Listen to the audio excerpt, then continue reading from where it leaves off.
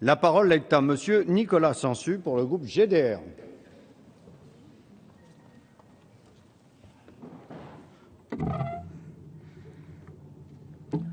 Monsieur le Président, Monsieur le Ministre, Monsieur le rapporteur général, Mesdames, Messieurs, mes chers collègues, nous voici au terme du débat sur le volet recettes de la loi de finances pour 2014 qui prévoit les prélèvements sur les ménages et les entreprises. Si le texte n'a que très peu évolué par rapport à sa version initiale, le contexte, lui, s'est alourdi. Les dogmes austéritaires européens font des ravages qui ne sont plus supportables, que ce soit au Portugal, en Italie, en Grèce, à Chypre ou dans notre pays. En France s'exprime ce qu'un grand quotidien a dénommé une forme de résignation rageuse. Après 10 années d'une politique de droite qui a laissé le pays déchiré, miné par un endettement public record, des inégalités accrues, un chômage endémique, nos concitoyens se sont prononcés l'an passé pour un changement de cap. Cette volonté s'est traduite par une victoire des forces de gauche, avec comme ciment l'impérieuse nécessité de combattre la finance pour remettre l'homme au centre et répondre à l'urgence sociale. Répondre à ces salariés de l'agroalimentaire en Bretagne, qui enragent de voir leur outil de production, leur savoir-faire, leur région, leur vie brisée. Répondre à ces millions et millions de smicards qui peinent à boucler les fins de mois. Répondre à ces retraités modestes, à ces ouvriers qui sont redevables à l'impôt sur le revenu pour la première fois. Ce qu'attendent nos concitoyens, c'est un gouvernement tenant tête au marché financier qui pille la richesse créée et détruise des emplois. Si la défiance est aujourd'hui si grande, c'est qu'il n'est plus acceptable que les entreprises du CAC 40 distribuent 40 milliards d'euros de dividendes alors que tous les ménages modestes et moyens sont mis à contribution.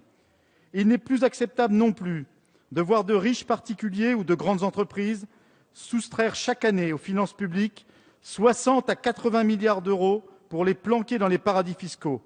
80 milliards d'euros, c'est l'équivalent du déficit public cette année. Messieurs les ministres, face à la finance et ses excès, les députés du Front de gauche ne se résignent pas à l'impuissance publique, car cette impuissance est le terreau sur lequel prospèrent les idées de haine et de division, de ras-le-bol fiscal, même si l'expression est malheureuse. Il nous appartient collectivement de remettre la justice au cœur des politiques publiques, à commencer par notre fiscalité. Il s'agit de combattre la rente pour favoriser le travail, de relancer la consommation, d'augmenter les salaires et les pensions pour remettre l'économie sur pied. Or, avec ce projet de loi de finances pour 2014, vous cédez au prêt-à-penser libéral. Beaucoup d'efforts pour les ménages, beaucoup d'égards pour les grandes entreprises. La mise en place du crédit d'impôt compétitivité et emploi, avec à terme 20 milliards d'euros supprimés d'impôts sur les sociétés, sans contrepartie, sans distinction selon la taille des entreprises, est un contresens. D'autant plus qu'il est financé par une hausse de la TVA sur les ménages et une diminution des services rendus à la population par l'État et les collectivités locales. Vous ne regardez, Monsieur le ministre, que le coût du travail et jamais le coût de la rente. Pourtant, ces 30 dernières années, c'est bien le poids exorbitant des prélèvements en dividendes et en intérêts bancaires qui ont plombé nos entreprises. Cette loi de finances est donc une occasion manquée. Monsieur le ministre, la France est un grand pays. Nous avons la capacité et le devoir de tracer un nouveau chemin en Europe pour relever le défi de la lutte contre le pouvoir financier, engager la transition énergétique et redonner l'espoir au peuple. C'est en cela que la France sera grande. C'est pourquoi nous portons l'exigence d'une vraie révolution fiscale pour redresser nos comptes publics, relancer l'investissement et réhabiliter l'impôt qui doit redevenir instrument juste et efficace de réduction des inégalités et de réponse aux besoins sociaux. Tout au long des débats, les députés du Front de gauche auront fait des propositions précises pour rendre l'impôt sur le revenu plus progressif, diminuer la contribution des ménages modestes, augmenter l'impôt sur la fortune, baisser le taux de TVA qui pèse sur la consommation et la croissance, moduler l'imposition des entreprises en fonction de leur taille et de l'utilisation qu'elles font de leurs bénéfices. Le sérieux, Monsieur le ministre, ce n'est pas la rigueur, mais la capacité à s'attaquer aux vraies priorités. À force de reporter l'essentiel au nom de l'urgence, on finit par oublier l'urgence de l'essentiel, écrivait le sage Garmorine.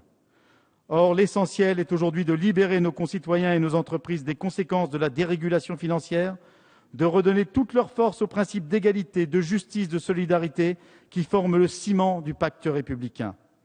Monsieur le ministre, monsieur le rapporteur général, la qualité de nos échanges et le respect mutuel n'efface pas les divergences profondes sur la France et l'Europe que nous voulons. Or, ce budget, comme l'a dit un parlementaire de votre groupe politique, est marqué par l'empreinte du MEDEF, et nous le regrettons. C'est pourquoi les députés du Front de gauche se prononceront contre la première partie du projet de loi de finances. Je vous remercie. Merci, Monsieur Sansu.